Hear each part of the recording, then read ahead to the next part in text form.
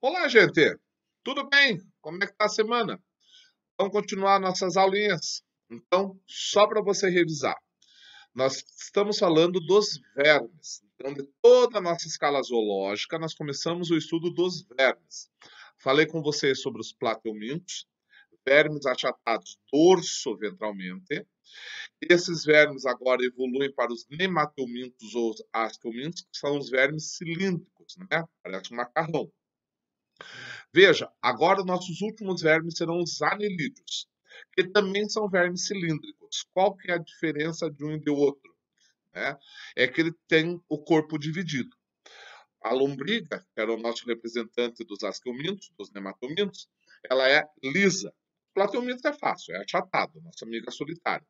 Mas a lombriga ela é lisa e já agora os anelídeos já vão ter uma divisão, tá certo? Então serão nossos últimos vermes. Bora para nossa aula. Acompanhe o vídeo. Veja lá. Então vejam aqui o conceito e as características desse filo, né?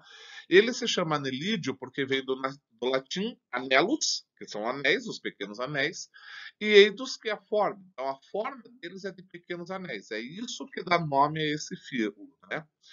Então eles são vermes cilíndricos mais evoluídos da escala zoológica.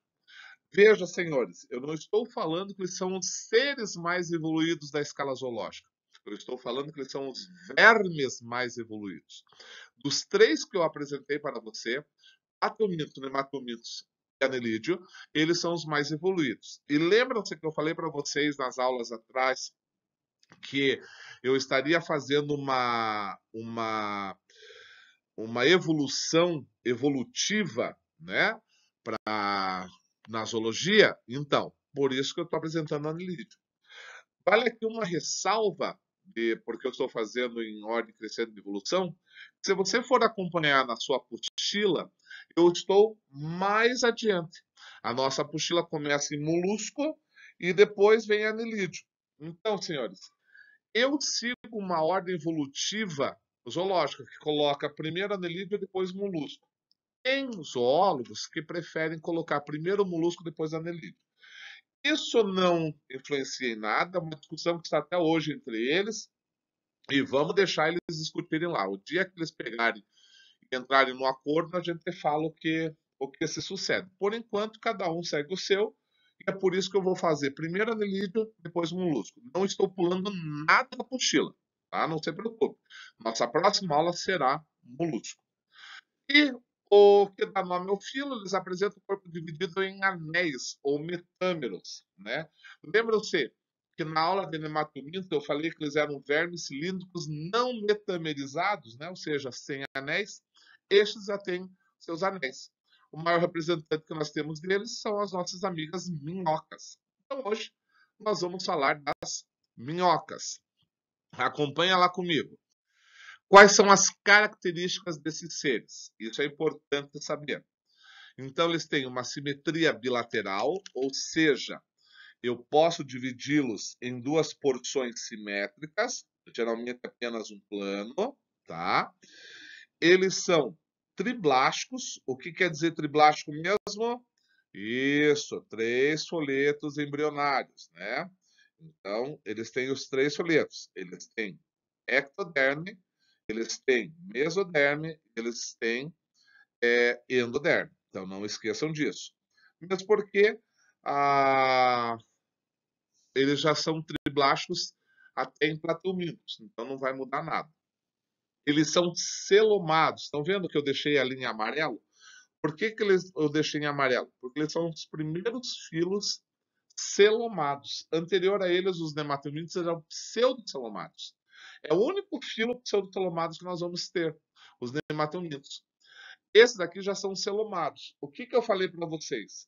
Se esses são celomados, óbvio, daqui por diante todos serão celomados também. Ou seja, eles têm uma mesoderme, né, que produz esse celoma, produz uma cavidade para guardar órgãos. Então, eles vão ter órgãos, tá certo?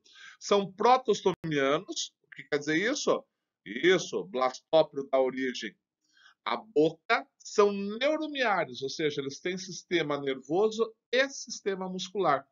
E esse sistema nervoso, ele é hiponeuro, ou seja, hipo, embaixo, ele é como se fosse ventral, né? Os nervos vão passar pela parte de baixo. Nosso sistema nervoso é dorsal, ele vai pelas costas da gente.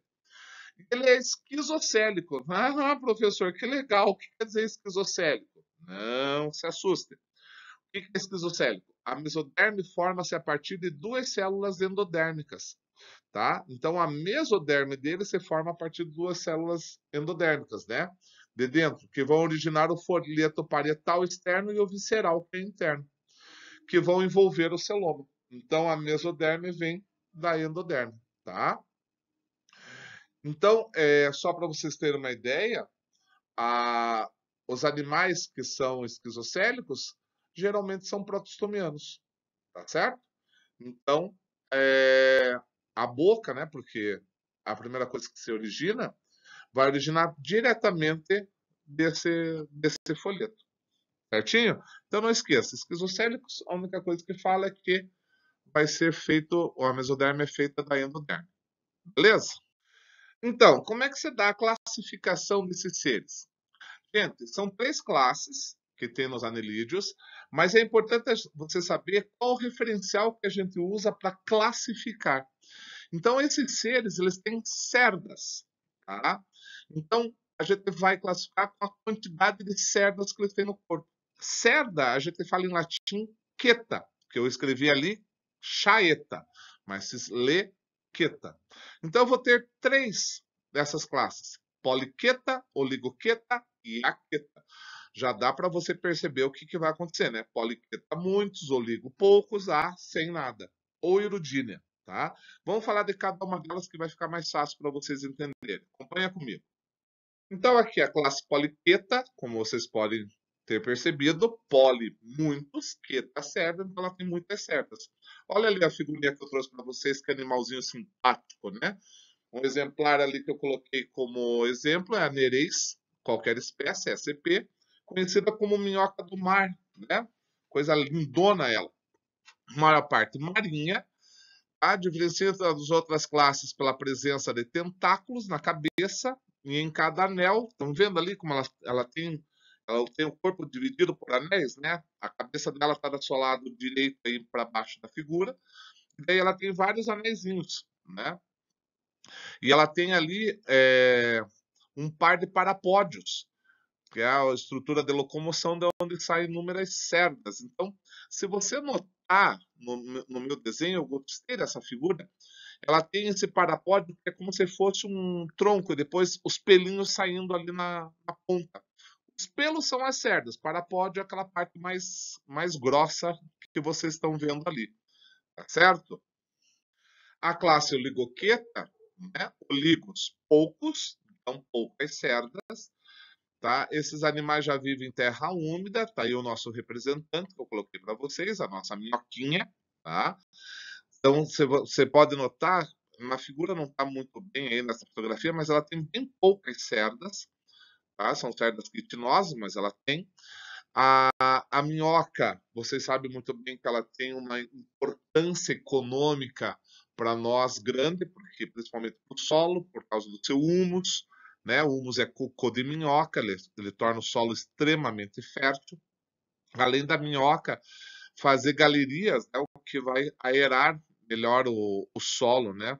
Então vai fazer com que o solo tenha uma passagem de ar bem melhor, né? E a última classe, a classe Aqueta, vocês sabem muito bem que o A nega, então não tem cerda nenhuma, também é chamada de classe Irudínea. O principal exemplar dessa classe é a nossa amiga que eu estou apresentando aí para vocês do lado direito, a sanguessuga, tá? E são anelídeos sem cerdas ou parapódios. Eles apresentam ventosas para fixação e locomoção, né? Você sabe muito bem que a sanguessuga ela está ali e ela se alimenta de sangue do seu hospedeiro, então ela tem cerdas e nessas cerdas depois vem a sua boca, né? Geralmente eles vivem em água doce ou lugares úmidos, tá certo? A sanguessuga já foi considerada uma heroína, depois foi considerada vilã, depois voltou a ser heroína. Hoje, nos Estados Unidos, voltou-se a usar sanguessugas para fazer tiradas de hemorragias, né? Então, se utiliza hoje. Se vocês já assistiram aquela série Botched, que os cirurgiões são plásticos, né? São 2 cirurgiões plásticos. Alguns episódios eles colocam sanguessugas no paciente para eliminar o hematoma, né? E uma outra coisa que está acontecendo, que eu coloquei ali para vocês na figura de baixo, uma nova mania na Europa de criar sanguessuga como animalzinho de estimação.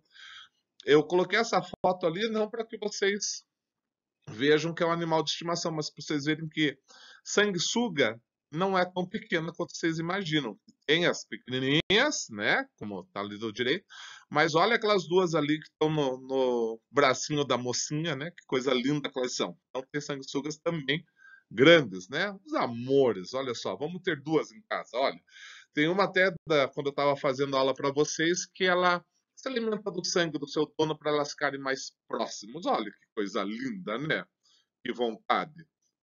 O tegumento, do que são feitos, né? O que reveste os nossos amigos anelídeos. Então, eles têm uma epiderme, né? E na superfície dessa epiderme, ela é revestida por uma cutícula permeável. Tá? Então, é diferente dos nematomintos, que a cutícula ela é impermeável, porque ele tinha que sobreviver aos ácidos do estômago do intestino, né? Então, essa aqui já é mais permeável, ela deixa a substância sair e entrar. Na epiderme estão localizadas algumas glândulas, com mucosas, que mantêm a pele úmida para fazer a respiração cutânea. Então, veja, se elas ficam muito tempo expostas ao sol, vai secar essa mucosa, o que faz com que elas parem de fazer a respiração. Tá? Então, elas vão morrer não só queimadas pelo sol, mas por falta de ar. Tá? Possuem células fotorreceptoras, então elas só têm percepção de luz, elas não têm formação de imagem, elas só sabem diferenciar claro de escuro, os anelídeos, né? E células sensitivas, onde elas têm uma percepção química do ambiente, pH, essas coisas, ou tátil, como o caso das minhocas, né? Para perceber se é uma pedra, se é uma terra, se pode passar ou não, tá certo? Então, a sustentação e a locomoção. Esse filo, eles não têm esqueleto, né? Não um esqueleto como nós conhecemos, com osso, quer seja interno ou externo. Não há esse tipo de sustentação. A sustentação ela vai ser feita pelo líquido que preenche o celoma. Então, nós vamos dizer que eles têm um esqueleto hidrostático. Você já pegou uma minhoca no bom sentido na mão, você vai notar que ela é mole, mas ela se sustenta, né? Então, é este líquido que preenche todo o celoma dela que vai dar essa sustentação, tá? E com isso a musculatura consegue fazer com que ele vá fazendo aquele jeito de andar na minhoca, né? Se serpenteando, se dobrando, tá? Tanto é que nós vamos ter a Fermentina havaiana, que é uma minhoca conhecida como minhoca louca, que é aquela que se tira ela da terra, ela fica salteando, graças a esse esqueleto hidrostático que eles têm essa sustentação. Se você já viu uma sanguessuga, ela consegue se comprimir e distender a musculatura para poder andar, e ela faz isso se fixando graças às suas ventosas, certo? Como que é o sistema digestório desses animais? Vai ser tipo completo, nos hematômitos já era assim, então vai continuar. Ou seja, tem boca e termina em ânus. A digestão é extracelular. Como é que essa digestão vai acontecer, senhores? Então é assim, ó. O alimento ele é ingerido por ação sugadora. Então vamos pegar aqui o exemplo que mais representa esse filo, a nossa querida amada minhoca. Né? A sanguessuga, que vocês também conhecem, ela vai fixar a ventosa, os dentes dela vão fazer um furo, ela vai produzir uma substância anticoagulante e vai sugar o sangue. Mas vamos pegar uma minhoca. Então ela está lá, ela vai sugar o que ela se alimenta, resto de uma folha, algum resto de animal, tá? Esse alimento ele vai passar pela faringe, é só você acompanhar ali o meu desenho, né, que está ali. Essa faringe ela é musculosa, então ela consegue empurrar esse alimento para o esôfago. Tá? Daí no esôfago, as glândulas calcíferas, que tem esse nome, adivinha por quê? Elas liberam o íon cálcio, para em seguida o alimento ser armazenado no papo, tá? E posteriormente ser triturado na moela.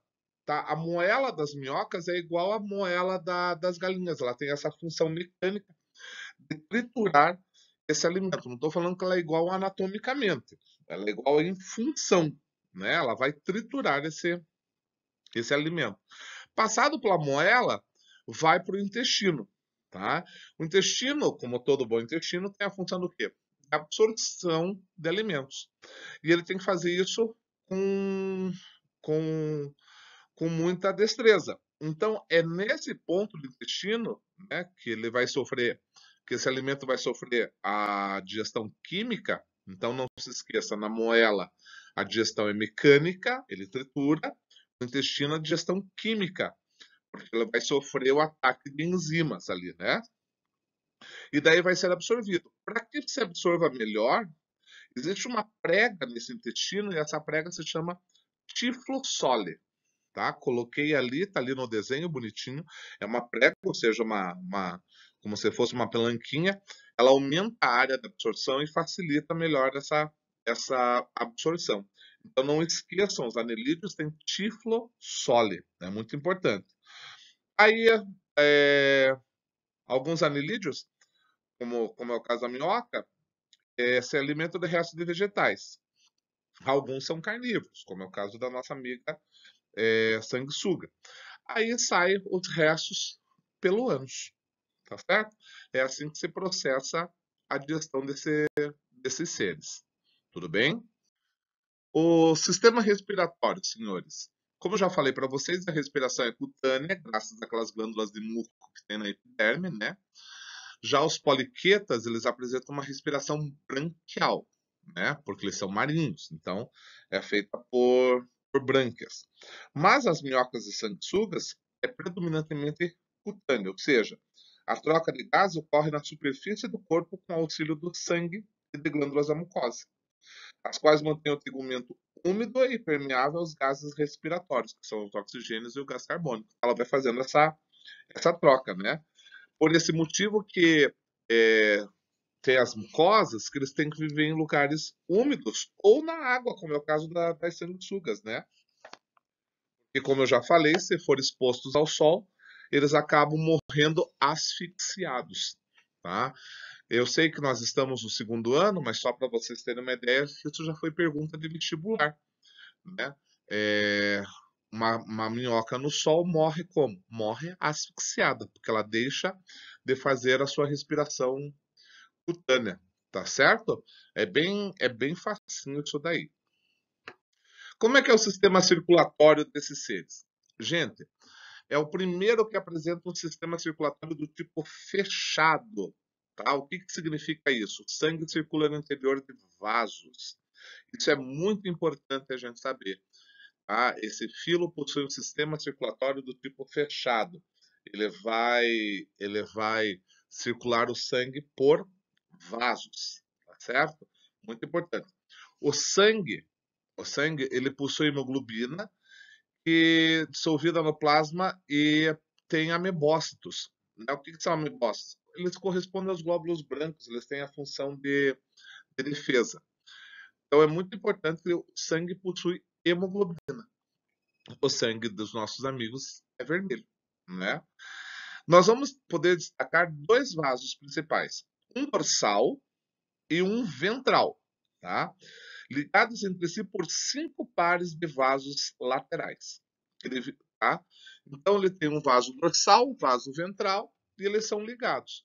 Como esses vasos pulsam, gente, né? Porque eles têm que fazer contração, dilatação e extensão para que o sangue circule, o pessoal diz que isso daí são corações. Na verdade, os anelídeos não têm coração. Eles têm vasos que pulsam, o que dá a entender o coração. Eu já vi livros assim que muitas vezes falam que a minhoca tem 30 corações, que outra espécie de minhoca tem 50 corações. Não chega a ser coração, são vasos que pulsam, né? Porque imagina se a coitada tivesse 30 corações, né?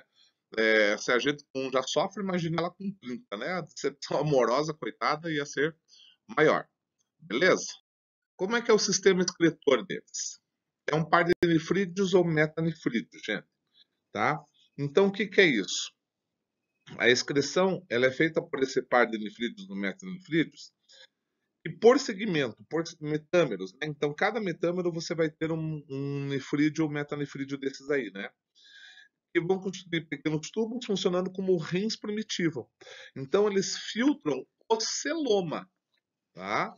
Então, você lembra que o celoma, ele enche de líquido também para ajudar na função esquelética, né? Então, eles vão filtrar esse celoma aí. Então, cada nefrídeo apresenta uma extremidade ciliada em forma de funil ou nefróstoma, tá? Então, o nefróstoma está ali, ó. Coloquei no desenho para vocês, esquerda embaixo, tá? Aquele cílio ali, tá? Esse nefróstoma, ele retira as excretas do celoma e conduz ao nefroduto, tá? Então, tá ali o tubo coletor, o nefrídeo, nefroduto. Já no segmento seguinte, ocorre então a filtração. Esses produtos podem ser reutilizáveis, devolvidos aos capilares vizinhos, enquanto que as excretas, no caso dos anilídeos, a excreta deles é a amônia, vai ser eliminado por um poro excretor, o nefridiósporo. Vocês estão vendo ali embaixo, tá? Então, fica localizado na pele do animal. Então, a excreta dos anilídeos é amônia. Tudo bem? O sistema nervoso, nada assim tão evoluído, ainda é do tipo ganglionar, ou seja, feito por gânglios. Acompanhe ali o desenho para vocês entenderem melhor, tá? Ele apresenta na região anterior do corpo dois gânglios cerebroides, tá?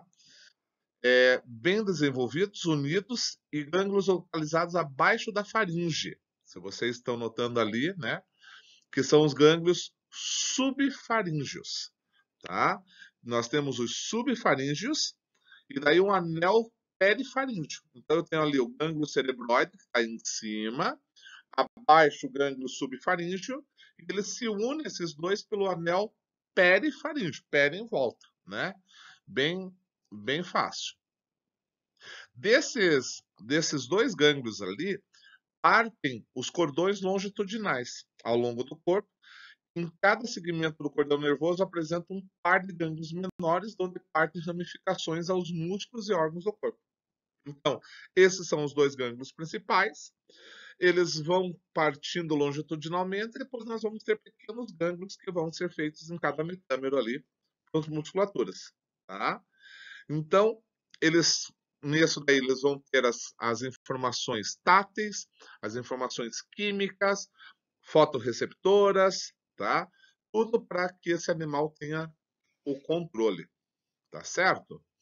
E a reprodução, senhores? Como é que é feita a reprodução? Então, os oligoquetas e os erudíneos, ou seja, as minhocas e as sanguessugas, eles são monóicos. O que quer dizer monóico mesmo? Mono um, oikos casa. Ou seja, eles são hermafroditas, né? Então, neles a fecundação é cruzada e externa. Se você está notando ali a figura que eu coloquei, a foto que eu coloquei, nós temos ali uma minhoca. Estão vendo essa parte bem maior, quase inchada e mais clara, né? Aquilo ali se chama clitelo. Por favor, não confunda. Este é o clitelo. O clitelo são as gônadas da minhoca. Se você quer saber aonde está o clitelo, a extremidade mais próxima a ele é a cabeça da minhoquinha. Tá? Então, esse clitelo ele vai produzir tanto gametas masculinos como gametas femininos. Tá? Aí, uma minhoca encontra a outra, eles se unem por esse clitelo aí, tá? E eles trocam gametas masculinos. Então, uma minhoca fecunda a outra, por isso que nós chamamos de fecundação cruzada. Ambas vão ficar gravidinhas, né? Bem legal. E daí elas vão botar seus ovos e vão sair minhoquinha. Já os poliquetas, eles são dioicos, ou seja, os sexos são separados, né? Existe o macho, existe a fêmea. E o desenvolvimento é indireto. Isso quer dizer o quê? O desenvolvimento tem a presença de larva. E é importante vocês saberem que o nome da larva de um anelídeo é trocófora. Não vão esquecer. A larva de um anelídeo se chama trocófora. Certo, gente? Agora, para fixar, senhoras e senhores, pega sua apostila ali na página 13 e 14 e faça o exercício 1, 2, 3 e 4. Bem fácil, faça com consciência, veja o que você está fazendo, não marque só por marcar, aproveite que vocês estão estudando, gente, tá? Não queira fazer tudo assim, tudo bem, que você vá, porque no futuro quem é prejudicado somos só nós. Às vezes o certo é ser bom, o certo é ser correto, né? Não pense que ser malandro é sempre andar na margem. Então faça isso daí, que é bem facinho, tá bom?